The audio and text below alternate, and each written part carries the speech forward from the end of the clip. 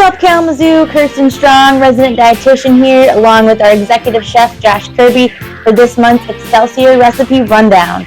We're going to be making a grilled peach and corn Burrata Crostini, and we're going to utilize some local and in-season produce.